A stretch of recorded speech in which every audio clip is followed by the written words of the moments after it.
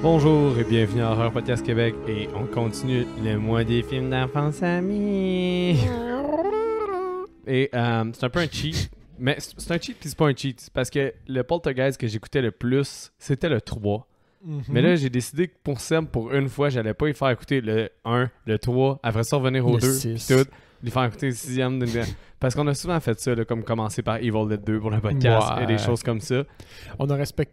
Non, je m'en ai dit, on a respecté les Hellraiser, mais on a juste fait le 1. Non, on a fait le 2 aussi. T'as fait Hellbound aussi. Ah, on a fait le 2, c'est vrai. Mais c'est après ça qu'on se disait qu'on allait les faire toutes pas dans l'ordre.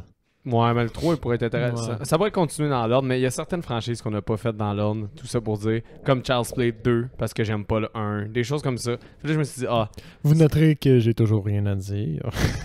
parce que moi, le 3, j'écoutais le plus. Le 2, j'écoutais le plus. Puis après ça, le 1. Ouais.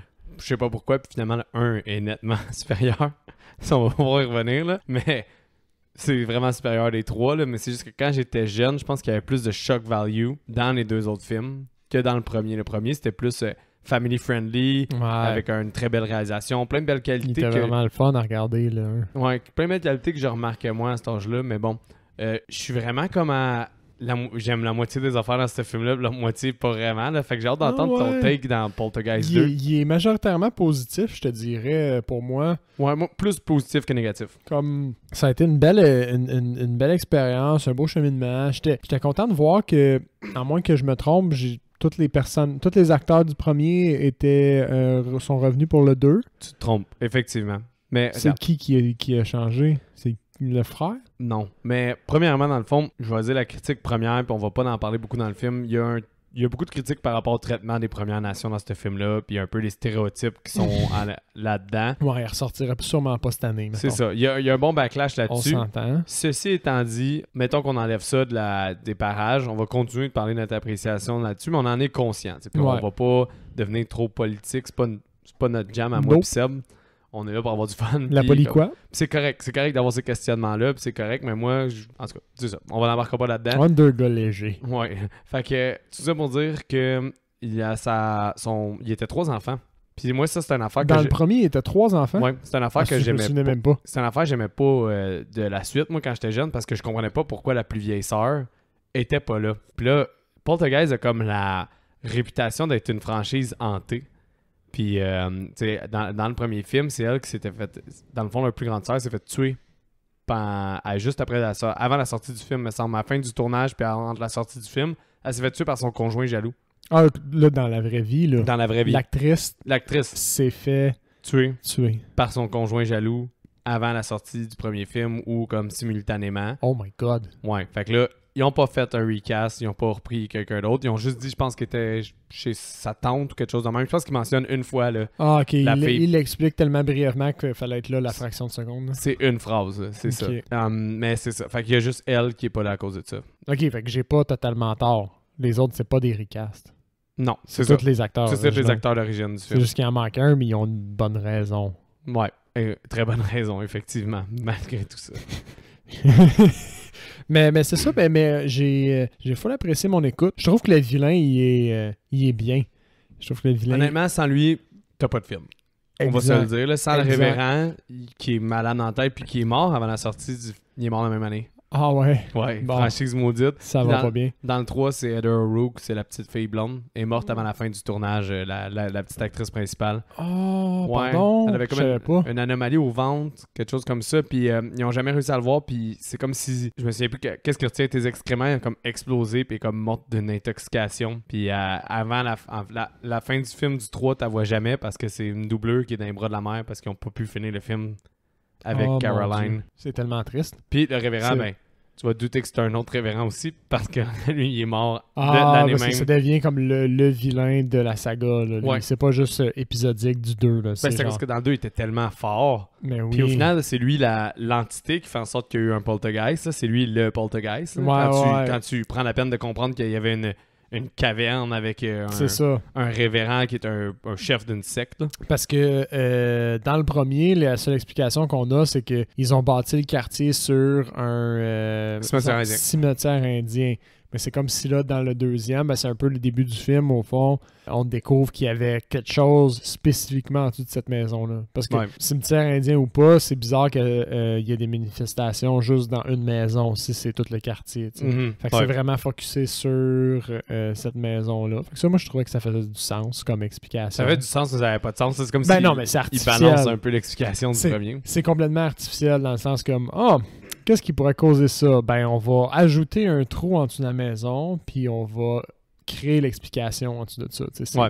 C'est full artificiel, mais j'ai trouvé ça relativement quand même bien quand même. Jad, je vais y aller en tour du film pour juste Brian Gibson, le réalisateur. On a Michael Gray puis Mark Victor qui sont au scénario. Ils font tout le temps des scénarios ensemble. Eux autres, ils ont fait le scénario Poltergeist 1, ils ont fait aussi Cool World. Cool World. Ouais, c'est un film avec Brad Pitt que ça mélange un peu comme Roger Rabbit. Okay. Des cartoons avec du vrai, mais c'est vraiment pas bon. Ok. Fait qu'on en a jamais entendu parler. Non, puis je te conseille pas de le seek out, là. Je me demandais, Seb, justement, 1986, Poltergeist 2, The Other Side. Qu'est-ce que t'as vu? Tu penses que le budget était de combien? Quand même un peu de CGI, le fun. On est en 80, quoi? 5? 6. 86.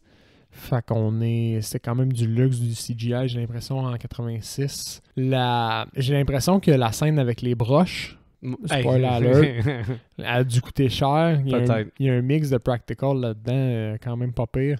Fait que j'ai envie de dire comme un 7-8 millions. 19 millions. 19 millions, c'est beaucoup en 86, right? Le premier était de 10 millions. Ouais. Le premier avait un budget de 10 millions. Il est où, ce budget-là? Il me semble que les effets étaient plus... comment dire? Il y avait un film de meilleure qualité dans le premier. Parce que c'était des dessins, c'était superposé. Tu avais aussi Toby Hooper à réalisation avec une très forte présence de Steven Spielberg, à ce paraît. Fait que t'avais ça un peu à l'intérieur. T'as aussi... tu sais, t'avais la scène où est-ce que tout vole dans sa chambre. À un moment donné, il y a un gros fantôme blanc qui sort du placard. T'avais un tunnel d'espèce de goulage. Le gars qui s'arrache la face. Fait que t'as quand même du stock dans le premier aussi. C'est juste peut-être plus loin. Là. Mais le fait que là, ils ont doublé le... Presque doublé. Puis j'ai l'impression moins d'effets, moins d'apparitions un petit peu dans le deuxième. Ouais, un peu moins d'apparitions. Le budget est allé dans le cast, au fond, qui a demandé plus cher, peut-être. Sûrement le cast, mais aussi, tu t'as oublié la... En tout cas, on spoil. On spoil tout ce qu'on spoil. Mais...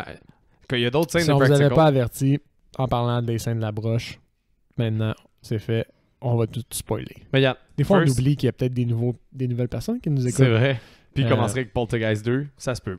Peut-être que c'est le film d'enfance préféré, comme toi. Ouais, ben moi c'est ça. Ben comme je disais, c'est le 3 mon préféré, mais là je voulais que si à un moment donné t'as le goût de voir le 3 parce que c'est le seul qui te manque. Parce que le remake est vraiment chier. Il est vraiment Il y a un remake? Ouais, un remake du premier, puis il est vraiment pas... Avec Sam Rockwell en plus, puis il est vraiment pas bon. Mais, fait que, ça pour dire que... Tout le monde est confus maintenant. Le rituel au début, tout a plein de CGI, puis là, ça m'a vraiment surpris là, que dans mes lectures, ça a été nominé pour le score des meilleurs effets visuels.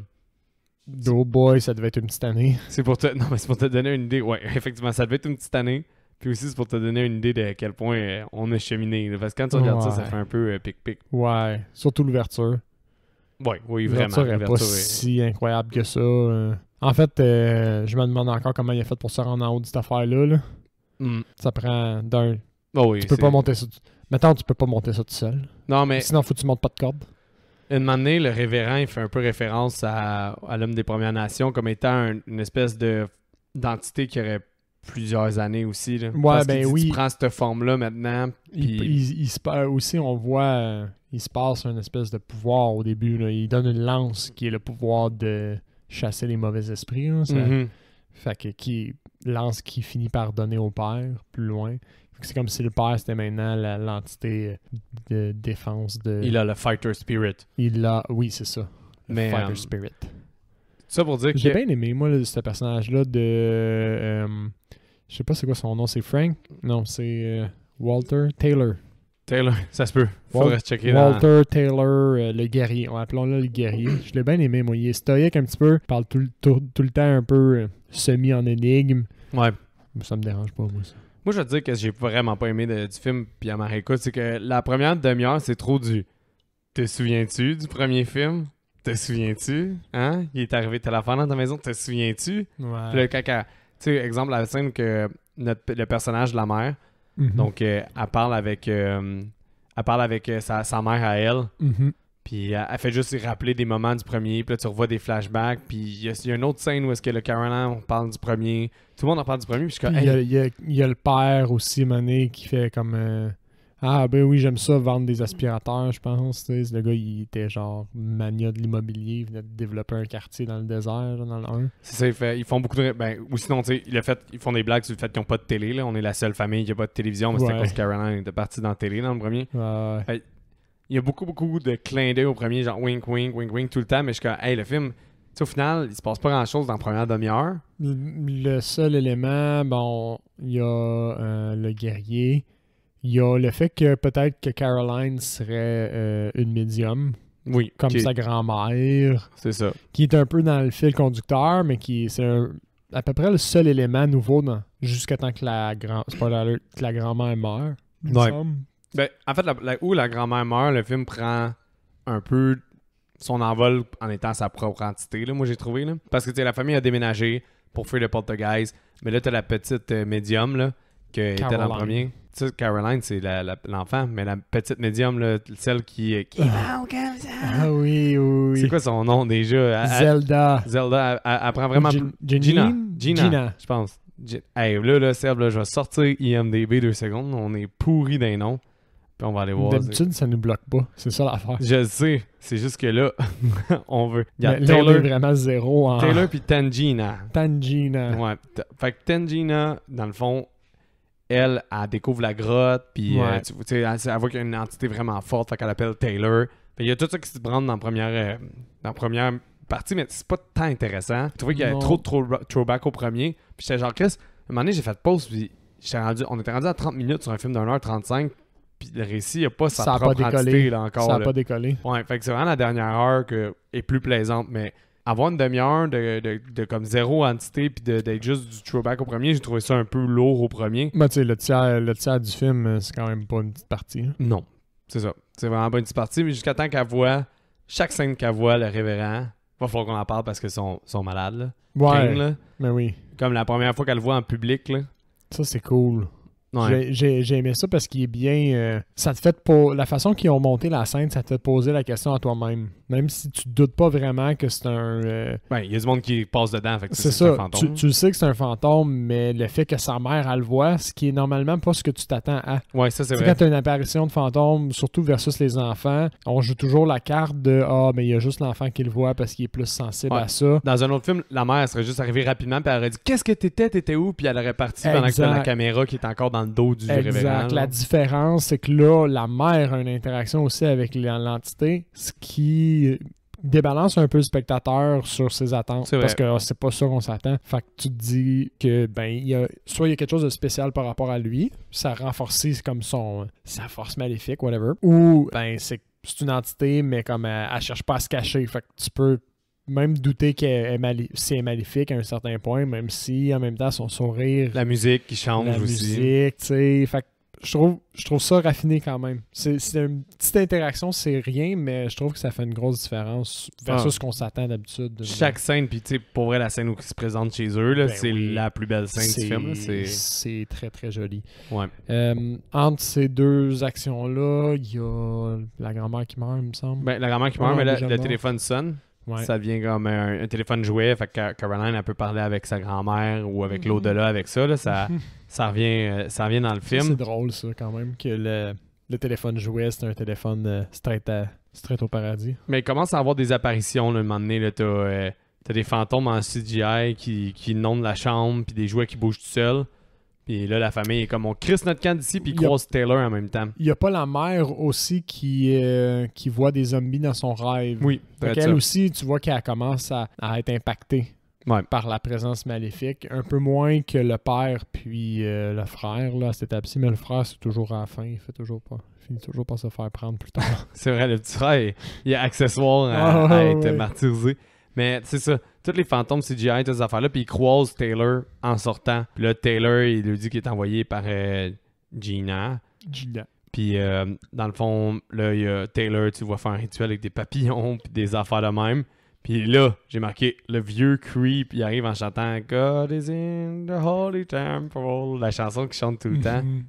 c'est très bon. Pour elle, ça, j'étais comme... Puis, fait que moi, j'ai bien aimé l'introduction de Taylor à la famille. C'est comme...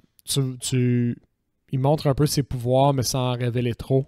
Tu sais, avec l'affaire des papillons, c'est bon. Ça, c'est l'aspect un peu familial. Ouais, family-friendly du premier, là. Exact, family-friendly du premier. Tu t'attaches à ce personnage-là, ça, c'est correct. T'arrêtes pas de te demander il est où, à vous, pendant que l'action se parle, puis qu'ils sont avec le révérend. Puis tu te rends compte, moi, en tout cas, c'est ça, je me suis rendu compte peut-être un peu plus sur le tard, c'est que lui... Il protège Caroline. Il protège Caroline, puis son rôle, au final, c'est pas de le débarrasser, justement, du fantôme. C'est qu'eux réussissent à se débarrasser du fantôme eux-mêmes. With the power of love. Exact, parce que, mis à part...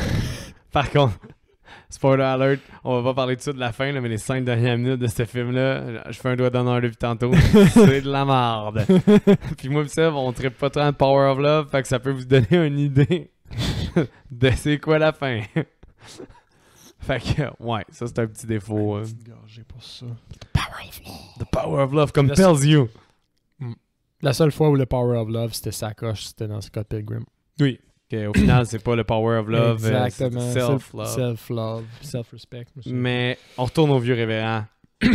Ben, au fond, il se pointe, puis il commence à essayer de vendre sa salade, puis vraiment la façon d'un, je vais dire, un missionnaire, là, tu sais, comme il essaie de convertir un peu, il prêche sa paroisse, puis il vante un peu les bienfaits de ce que lui peut apporter à la famille, puisque au final, il sait très bien que Taylor, il est là. Ouais. Puis il fait des commentaires un peu quasiment racistes au fond envers lui, là. Ben quasiment, moins raciste. Ouais. Sur le fait que il n'y a pas d'affaire là à défendre votre belle petite famille dans ce beau quartier-là, tu sais. Puis finalement, le père, tu vois qu'il hésite un petit peu. Puis finalement, il décide de pas se laisser avoir par le... Ben, c'est Caroline qui parle un moment donné, elle crie quelque chose, fait que ça le fait déconcentrer de l'hypnotisme. C'est vrai qu'il est hypnotique parce qu'il parle, puis il parle, puis il parle, puis il parle, mais c'est... Faut le voir, là, il est tellement charismatique. Si vous voulez pas écouter le film, là, mettez Poltergeist, Reverend Kane, Home Scene, quelque chose de même, là, sûrement que ça va être scène à la maison. C'est la meilleure scène du film, que je dirais quasiment la meilleure scène de la trilogie de Poltergeist, parce que je trouve que la tension est incroyable, le jeu d'acteur du Révérend Kane, il est fou raide.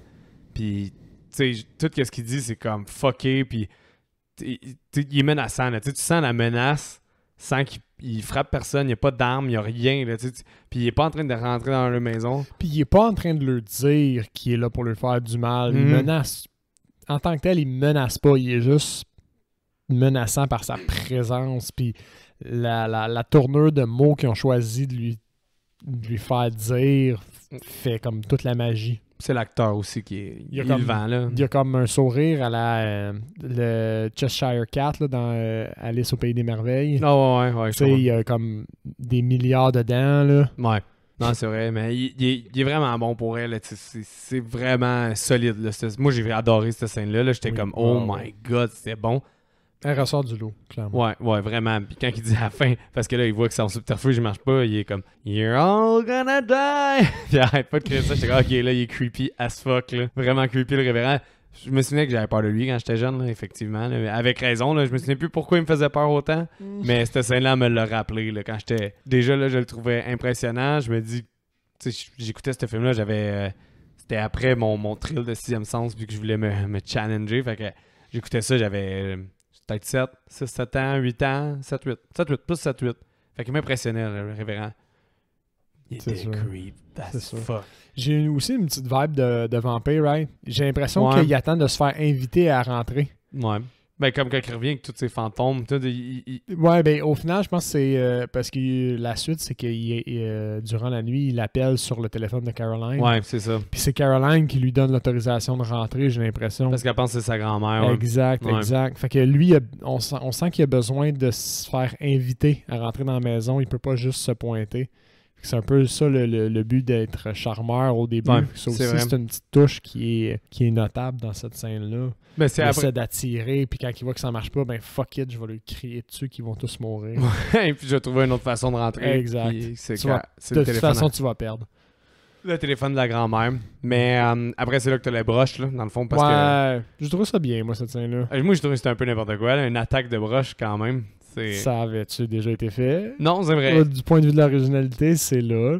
Ben, j'ai l'impression que ces scènes-là, il y a comme des dudes qui avaient de l'argent sur le set en étant practical, parce que la scène du verre aussi, qu'on arrive dans pas long, c'est juste un... Ah ouais, ça c'est dégueulasse. Ben, c'est digne d'un Hellraiser. Oui. C'est un an avant Hellraiser, ça, puis ça ressemble à le genre de maquillage que t'avais dans Hellraiser. Si on check l'équipe de maquillage, ça m'étonnerait même pas qu'il y en ait peut-être un qui était sur le set de Hellraiser. Mais c'est ça, tu sais, les broches... moi, je donne des points pour l'originalité un peu. Sûr. Là. Le fait est que c'est pas si impressionnant parce que c'est pas une peur irrationnelle que personne a de comme... Personne n'a de peur par rapport à ses broches. T'sais. Non, ça c'est vrai. Fait que ça fait un appel à absolument rien dans la vraie vie. Genre, c'est pas comme la peur de tomber. Tu peux faire un paquet de scènes qui capitalisent sur la peur des gens de tomber d'un immeuble ou de tomber de haut puis des vertiges. Ouais. Les gens dans l'eau qui ont peur du fond le noir. Feu, les communes, là. Ça appelle à rien. Fait qu'au final, il y a juste des points pour l'originalité. Ouais. Mais qu'est-ce que j'ai aimé aussi de ce film-là, c'est la genre de spiritualité que Taylor amène aussi, tu sais, dans le sens... il parle souvent aussi de quand l'entité après la mort, puis si t'étais quelqu'un de evil, tu vas être une entité evil, puis il y a d'autres choses, puis de métaphysique un peu, puis il y a comme une volonté de ce film-là d'être un peu...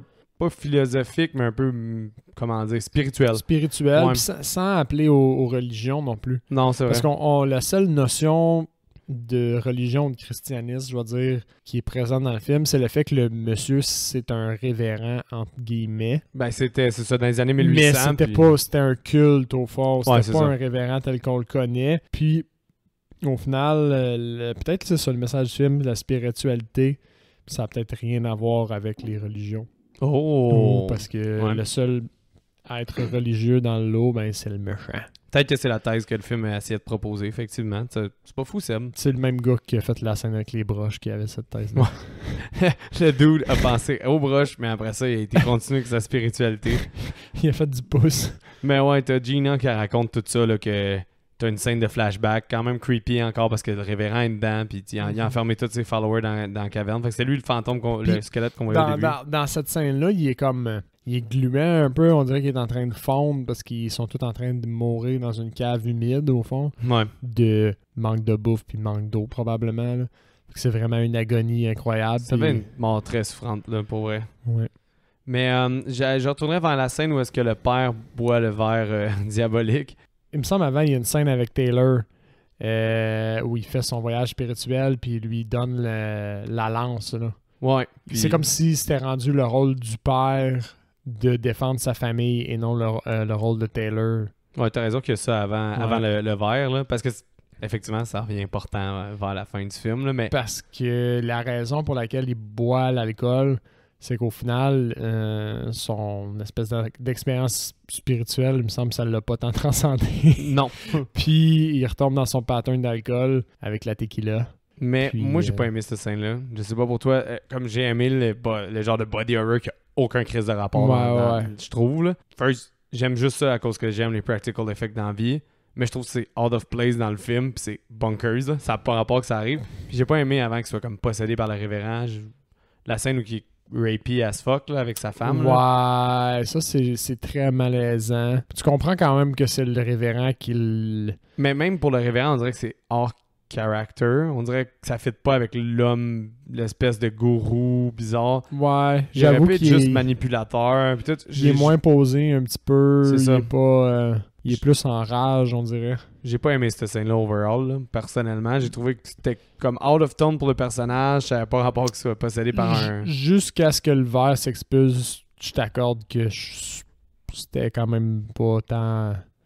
Ok, mais le verre qui s'expulse... Mais le verre qui s'expulse, c'est complètement débile, là. C'est nice. Oui, c'est très nice, mais ça n'a aucun rapport dans le film, par contre. Ça n'a aucun rapport avec la spiritualité un peu. Non. Ça n'a aucun rapport avec le révérend. Mais en même temps, je me dis, au point où j'en étais rendu dans ce film-là, j'avais besoin de ça pour me garder raccroché. Ouais. Parce que, bon, t'as les scènes avec... au milieu du film, t'as les scènes avec le révérend, puis le début des attaques, mais t'as pas eu encore vraiment de viande. Là. Les broches, comme j'ai dit... C'est très peu. C'est très peu. Après ça, t'as encore un petit peu de blabla. Puis là, ça arrive. Il te reste à peu près 20 minutes au film. Pas même plus, là. Mais big.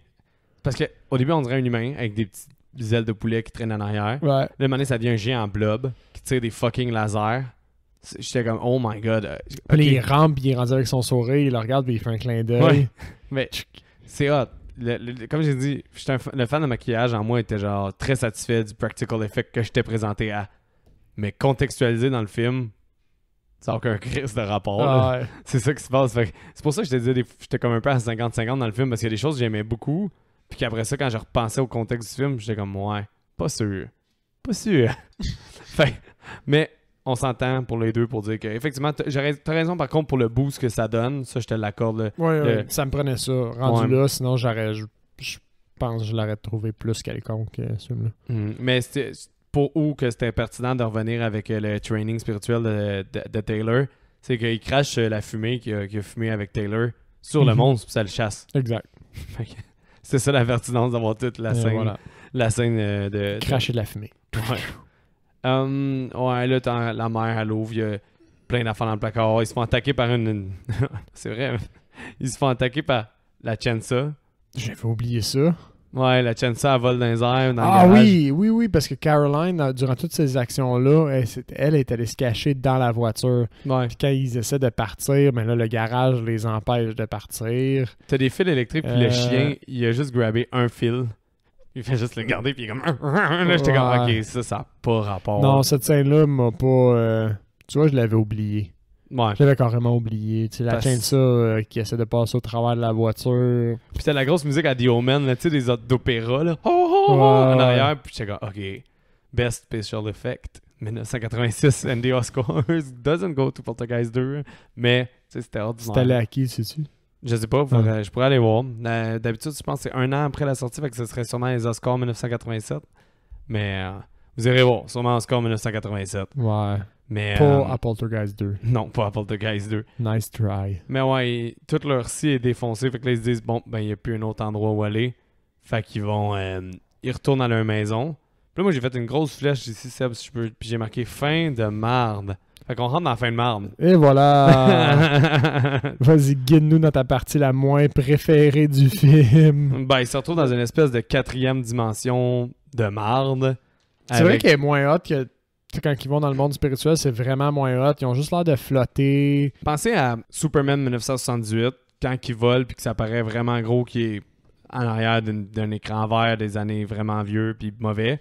C'est comme ça, mais dans un univers métaphysique. Puis la famille est toute genre « Ah! » Puis quand Caroline, elle vole, elle est genre « Ah! » Ouais, c'est lent. Puis là, c'est qu'ils ont l'impression à un certain point que... il y a le vert qui est encore là. Puis qui est plus rendu comme une colonne de face. C'est bizarre à dire. Ben, le blob géant est comme devenu un peu Kane. Ouais, puis ils grabent la petite, puis là, les autres sont sur le point de pouvoir se sauver la peau, puis mais partir sans leur enfant du monde des esprits. Le monde de la 4e dimension, genre. Puis finalement, là, justement, le pouvoir de l'amour fait réapparaître la fameuse lance qui... C'est cool, pendant 2 secondes, c'est juste cool quand Caroline, elle se fait grab, puis qu'elle se transforme en squelette, là. Elle fait genre... Ça, j'ai trouvé ça le fun. Mais sinon, le reste, The Power of Love brings back la lance. Parce que Gina les avait avertis que s'ils laissaient diviser, c'était le début de la fin. Et ils sont restés unis in The Power of Love. Puis à la fin, Taylor fait une petite blague. J'ai besoin de ton auto pour avoir de l'amour. Puis là, ils partent Puis là, elle dit Chérie, on a besoin de la voiture pour retourner à la maison. Fait qu'ils partent à courir après Taylor, le moment familial du 2. Haha. Puis là, la tonne à part. Puis là, j'étais comme, what a fucking crap. C'est de la merde. Ah ouais, t'es-tu influencé ou t'étais vraiment en mode crap, toi aussi? Non, c'est juste comme... J'avais pas besoin de ça, personnellement. C'était vraiment une fin crap pour eux. Ouais. Puis en plus, on dirait que ça donne plus un feeling de comme il essaie de recréer quelque chose qui a bien marché dans le 1. Là. Ouais, c'est ça. Comme le début du film. Exact. Au lieu de faire plus leur... C'est un classique, une suite qui essaie de refaire les trucs qui ont bien marché dans le 1. Fait que... On n'avait pas vraiment besoin d'un autre voyage spirituel, là, comme ils sont déjà allés, puis ça leur a déjà coûté assez cher. Ouais. Comme ils sont pas plus habitués la deuxième fois. Ça a été plus hot que ça soit dans... Imagine. Puis au niveau scénario, puis effets spéciaux, ils ont pas vraiment renchéri. Ils nous en ont pas donné de quoi de mieux, ni rien. C'est vraiment juste, on a un concept qui marche, on fait CTRL-C, CTRL-V, on te le remet là, on l'améliore pas, on renchérit pas dessus. il est juste là parce que quelqu'un nous a dit que ça nous prenait ça. Parce que ça va ressembler au premier, puis le premier a fait du cash! C'est Bien plus de cash que le 2.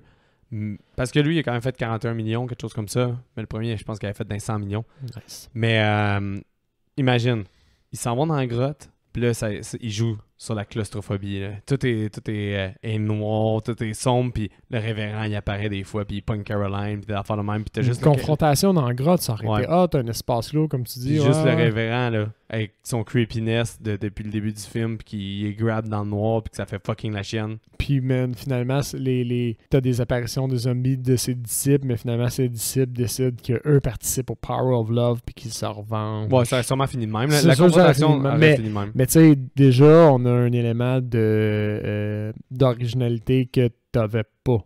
Puis tu capitalises sur quelque chose que tu as ajouté dans ce film-là. Parce que tu sais, ils vont dans la grotte, mais au final, qu'est-ce qu'ils font dans la grotte? Ils vont dans la grotte, ils ouvrent un passage, la petite fille se fait kidnapper, puis ils font un feu. La fille puis la mère. La fille et la mère. Dans le premier, c'est la petite fille, puis c'est la mère qui décide d'aller dans le... Bon, ben, ils se sont dit, ben là, la mère va être kidnappée avec elle. Mais oui, pas Ouais. le père pour commencer.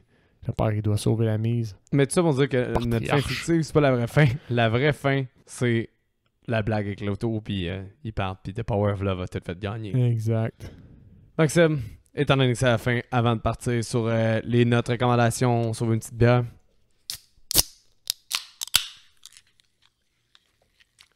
Fait que, Seb, Ouais, c'est ça. tu m'as fait rire. C'est ça compte pas. Mais ta note, tu recommandes-tu? Tu recommandes pas? J'ai un 6 sur 10. J'ai un Tu as 6 sur- diminué mon estime, hein? Non, mais souvent, T'avais ça à base? je vais vendre la mèche, là. Je décide pas mal souvent au moment Ou on finit la où conversation? on finit la conversation ces temps-ci. Puis, moi, j'ai un 6 sur 10. Dans le sens où c'est quand même agréable à regarder, là. C'est pas 1h30 qui passe lentement. Mais j'ai l'impression qu'il y a trop peu d'éléments. Il y a des éléments que j'aime beaucoup. On a parlé, le personnage du révérend, etc., etc. Mais il y en a trop peu pour dire que ça va plus haut qu'un 6. Ouais, ben moi, regarde. Tu sais, il n'y a pas de loophole dans la twist non plus. Tu sais, des fois, c'est des affaires de scénario que tu te dis « Ah, mais c'est con, ça fait pas vraiment de sens. » Il n'y a pas de tout ça. Tu sais, il n'y a pas de grosses erreurs de scénario, j'ai l'impression, qui me turn off, qui me font dire que comme... Mais c'est pas tough à écouter, là. C'est pas une écoute C'est ça. pénible, là, pour vrai. Là. Ce film-là, il est 1h35, comme j'ai dit, puis il passe quand même vite. Puis moi, je vais être comme toi, mais je vais être comme au début un peu. Mais tu me fais quand même pencher par ton optimisme. Mettons, au lieu d'être un 5, je vais mettre un genre 5.25. Parce Ouais. qu'il est un peu plus positif. Puis juste à cause du révérend, mais 5.5. 5.5, le révérend, il sauve la mise un peu. Parce que enlève le révérend de ce film-là, on a un genre... c'est long. On a un 4 gros max, même Ouais. pas, là. Mais il faudrait voir qu'est-ce qu'ils mettent à la place du révérend. Mais le révérend, c'est... un Ben, juste morceau. mettons un acteur qui délivre pas, là, ou ben ils se disent, mettons, on va mettre Christopher Walken en creep, ça va être le fun. Puis là, t'as un acteur que tu connais déjà, mais qui joue le creep. Non, ça marche pas. Là. La menace venait de l'inconnu, de lui. Puis, Ouais, puis le fait que c'est pas un visage que tu reconnais aussi, ça, c'est quelque chose qui renchérit, tu sais, parce que t'as pas de familiarité puis t'as pas d'attente par rapport à ses performances. C'est pas comme quand tu vois un film avec Paul Rudd.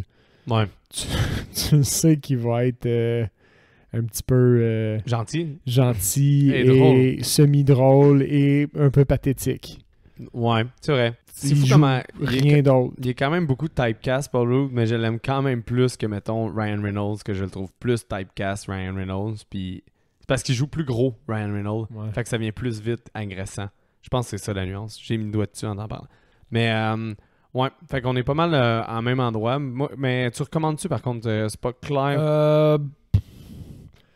C'est difficile à dire. J'ai l'impression qu'il y a beaucoup de choses qui pourraient facilement passer avant ce film-là. Oui, mais moi, je pense que si t'as beaucoup aimé le 1, je pense que l'écoute du 2 est L'écoute du valable. 2 se vaut. En ce moment, il est disponible sur Tubi gratuitement en échange contre quelques annonces en streaming. Fait que si vous êtes déjà sur la plateforme puis que vous cherchez quoi regarder, c'est pas un mauvais choix, mais c'est pas un choix premium. Mais j'ai vu Simon du podcast Déjà Vu, il l'a écouté quasiment en même temps que nous autres on l'a écouté, puis il a mis un 2,5 ou un 3. Fait qu'il est dans le même vibe que nous autres aussi. Là. Je pense que c'est un 3 lui qui a mis. Fait que c'est comme toi un peu. Ouais. Ouais. Fait que Mais ouais, sur Tubi, ça s'écoute facilement. Enfin, je pense que si vous avez aimé le premier, déjà si vous n'avez pas tant trippé sur le premier, ben c'est sûr que ça vaut pas la peine d'aller faire le détour vers le 2. Non, vraiment pas. Mais maintenant, j'aimerais ça qu'on fasse le 3 parce que c'est celui que j'ai le plus écouté, là, vraiment. Il sera dans la liste. Mais ouais, j'irai vers le recast Bastion. J'en ai 2. Moi aussi. C'était tough, j'ai trouvé. Oui? Mais regarde, moi je vais y aller parce que c'est des noms vraiment communs. OK. Fait que, ben, la petite médium, La petite médium. je me suis dit, si vous voulez que ce soit un petit médium, mais ce serait Danny DeVito. OK. Ouais, classique. Facile. Puis le père, dans le fond, j'ai mis William Hurt. C'est dans les années qu'il était dans Altered State. Là, William Hurt, tu l'as vu 1000 fois, mais là, il dit rien là, en ce moment. Je cherche. Ah, ok, oui. Fait, William Hurt, 1980, là, dans ces coins-là, pour qu'il joue le père en 80-86, dans ces coins-là. C'est bon, ça. Ouais. Puis, moi, le il est père, bon, cet acteur-là. je l'ai. J'ai... c'est James Caan. Ouais. Ouais, dans le temps... On dirait dans ma tête, je l'ai un petit peu plus jeune que quand il joue dans Elf, il joue le père un peu grincheux. Là. Ouais. Puis il me semble qu'il est juste le bon mix entre être pas trop vieux mais pas trop jeune. C'est vrai que le père est un peu grincheux, c'est bon comme personnage. Oui, puis je trouve qu'il a un petit peu la même tête. Ouais. Ish. Mais il est bien le père, moi je trouve. Il est bien casté. Il est pas mauvais du tout là, pour elle, mais c'est juste qu'il était facile à recast malgré tout. Tu vas pas recast le Révérend Kane, à moins que tu me dises que c'est ton deuxième recast. Non. Ok. Mais j'ai essayé, mais j'ai pas trouvé. C'est qui ton deuxième recast? Parce que t'as dit que t'en avais 2. J'ai Taylor. Ok, ouais. Son nom, c'est Zan McLaren, qui est dans un des acolytes dans... Je vais le dire. La suite de The Shining, s'il vous plaît. Ouais, excusez. Hey. Pourquoi j'ai un blanc? Moi aussi, Dr. Sleep. Dr. Sleep. Wow. Oui, c'est un des acolytes avec la fille avec le chapeau. Rose the Hats. Rose the Hat. Elle a son acolyte principal, l'autre chasseur. Là, ouais. Ça fit. Ouais. Puis il y a une belle vibe aussi de guerrier. Là, fait que sérieux, stoïque un peu, ça marcherait. Mais il y avait comme une belle force tranquille dans Dr. Sleep. Oui. C'est pour ça que je pense que ça se retranscrit vraiment bien. posé, en contrôle. Ouais. Le personnage de Taylor, il est posé et en contrôle tout le long. Là. Ouais. Sauf à la fin quand il est trop content d'avoir gagné. C'est vrai. Puis qu'il part avec l'auto. Puis qu'il part avec la voiture. Mais sinon, c'est vraiment son typecast posé en contrôle. Ouais. Ok, je te l'accorde. Sinon, qu'est-ce que tu as écouté cette semaine, Bastion? J'ai fait un peu de rattrapage de Star Wars. Fait que j'ai regardé les épisodes de Kenobi. La série. Et puis, Kenobi. à date, les commentaires que j'ai, c'est pas très rutilant. Ben, je le regarde puis je vais le finir parce que j'aime l'univers de Star Wars. Obi-Wan Kenobi. Mais... C'était-tu... je sais pas qui t'a imité. Mais c'est bien bâti dans l'univers de Star Wars. C'est juste pas excellent. Ewan McGregor, j'ai l'impression qu'il livre. Juste le storyline livre pas. Okay. Pour Ewan McGregor. C'est pas à la hauteur de ce qu'on attendait, genre. Ben, honnêtement, il y avait un hype, mais parce que le personnage d'Obi-Wan Kenobi, il est juste tellement aimé, puis il est tellement central, puis j'ai ce feeling-là que j'avais vraiment envie de voir cette série-là, à cause que je suis dans le même bain que tout le monde, j'adore ce personnage-là. Ouais. Mais mes attentes au niveau... Ça rencontre mes attentes dans le sens où c'est Disney, c'est réalisé avec qualité, avec gros budget, mais c'est juste... les affaires de Star Wars qui arrivent en ce moment, j'ai l'impression, c'est qu'ils essaient de satisfaire un public qui est trop large, qui est impossible à satisfaire. Ils veulent pas déplaire à personne. J'en ai un peu pour moi, mais il y a une portion du storyline qui est plus enfantin, qui vient absolument pas me rejoindre puis qui me fait haïr le show à certains égards. Ce qui fait que pour moi, c'est impossible que ce show-là soit la meilleure affaire au monde parce qu'il y a trop de compromis qui sont faits. Ouais, je comprends. Fait que je suis même pas au point où je dirais, je le recommanderais à quelqu'un qui se dit « Oh, Obi-Wan ». Mais qu'est-ce qui est poche, c'est que dans le fond, là, mettons que je te dis pouce ce que tu te dis puis je trouve ça pertinent quand même. Là.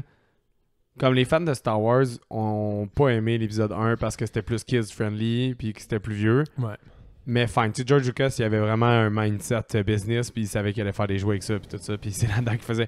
Fait que, regarde, moi, c'est pas grave. Il a quand même réussi à faire de quoi d'intéressant parce qu'il a mis de la politique, puis tout ça, puis en tout cas, moi, je suis pas un hater du 1, 2, 3. Mais où est-ce que je veux m'en aller avec ça? C'est que là, tu sais, tu retournes vers les vieilles franchises, des franchises qui sont rendues vieilles au final. Obi-Wan, c'est un personnage des 1, 2, 3, 4, 5, 6. Tu sais, on s'entend, là, il est central, surtout dans ceux-là. Oui, il revient un peu dans le storyline des 7, 8, 9, mais il est surtout pour les autres. Fait que le dernier, c'était 2005. Là. Fait que mettons là, que tu avais, on va dire, 10 ans quand tu vas l'écouter en 2005, puis là, ça fait déjà plus que 15 ans. Mais tout ton public de comme cette série-là ont 25 ans et plus. Là. Il aurait pu y aller pour viser juste cette audience-là avec cette série-là. Puis Chris part une autre animation, part un autre personnage dans l'univers de Star Wars, plus kid-friendly, puis ça va marcher. C'est ça que j'ai l'impression que Marvel commence à faire, avoir un peu plus des gammes de produits dans leur sélection, dans le sens où ben il y a des comédies un peu plus légères, il y a des films un peu plus sérieux, il y a des affaires un peu plus étranges comme le WandaVision, que tu sais, personnellement, j'avais pas ultra trippé dessus, mais tu vois que c'est une expérience. Ils ont essayé des affaires là-dessus. Ouais. Fait qu'il y a un peu de ça, puis Star Wars, c'est vraiment enclin à ça. Là. Il y a des trucs qui sont vraiment dark dans Star Wars. Là. Fucking Darth Vader, il kill des enfants. Là. Ouais. C'est pas un sujet doux, là. Fait qu'il pourrait développer, il y a plein de références au fait que, mettons, l'Empire fait des massacres à n'en plus finir. Ouais, Il y a plein de contenus. Tu veux pas nécessairement une série où ils vont juste massacrer du monde. Non, mais je veux dire, il y a des trucs à développer là-dedans dans des gammes de produits un petit peu plus pour adultes, puis il y a des trucs à développer dans des gammes de produits, des séries qui sont un peu plus focusées pour enfants. Puis de cette façon-là, l'univers de Star Wars répond à tout le monde. Si chaque truc que tu essaies de sortir veut répondre aux attentes d'un enfant de 13 ans, puis d'un adulte que ça fait genre 30 ans qui suit la saga, mais ils doivent y aller selon que ça marche. Leur démographique aussi. Là. Sûrement qu'ils veulent être plus conservateurs que Star Wars parce que le démographique est plus vieux. Puis ce qui fait que je serai jamais le public cible, puis tout à partir du moment où je suis plus dans leur truc, je vais plus jamais triper sur un produit de Star Wars. Il faut juste que j'assume ça au fond. Parce ils ont été plus expérimentaux avec certains films on pense à Thor, Ragnarok, mais ça a été comme plus funky. Ils se sont permis plus de liberté avec Guardians of the Galaxy aussi, des films comme ça avec Marvel. Fait qu'ils sont plus à l'aise à aller un peu n'importe où. Mais ils se respectent là-dedans, ils les réintègrent, ces vibes-là, dans les mix. C'est depuis 2008 que le vibe super-héros est là. Puis il y a plusieurs personnes qui étaient déjà fans de Star Wars qui n'ont peut-être même pas embarqué dans les super-héros. Fait que ça s'adresse peut-être à un public plus jeune, entre guillemets, même si c'est rendu que ça ratisse tellement large. C'est le film qui fait le plus de... Ouais, peut-être que la différence, c'est que je suis un peu plus le public cible de la gang de Marvel, au fond. Peut-être. C'est peut-être juste ça. Puis t'as les films de DC qui ont pas encore trouvé le public cible.